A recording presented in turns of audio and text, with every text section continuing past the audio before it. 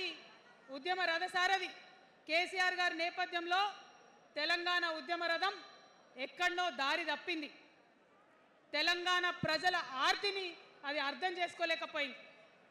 డెఫినెట్గా సామాజిక తెలంగాణ రథచక్రం అనేది విరిగి ముక్కలైపోయింది.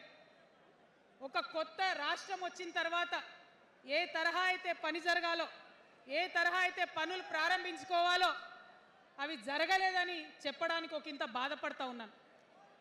ఆనాడు ఏమనుకున్నాం, తెలంగాణ రాష్ట్రం వస్తే మనందరి బానిస సంఖ్యలు పోతాయి అనుకున్నాం. కానీ రైతులకు బేడీలు పడ్డాయి, ఇసుక దందా మీద ప్రేమతోని నేరెళ్ళల దళితులకు దెబ్బలు పడ్డాయి, చావులైనాయి. ఒకరిద్దరు కలిసి మాట్లాడుకోవాలంటే ఎవరు ఫోన్ ఎక్కడ మానిటర్ చేస్తుండ్రో అని భయం, వ్యక్తిగత స్వేచ్ఛ లేదు. దారుణమైనటువంటి నిఘా నీడలో తెలంగాణ అంతా కూడా బతికింది. ఇది వాస్తవం. మనం అనుకున్న కలల తెలంగాణ రాలేదన్నది ముమ్మాటికి వాస్తవం. మరి అటువంటి సందర్భంలో నేను ఇవాళ మీ అందరికి ఒక మాట చెప్పాలి. ఆనాడు పరిపాలించిన కుటుంబంలో నేను కూడా ఒక భాగం.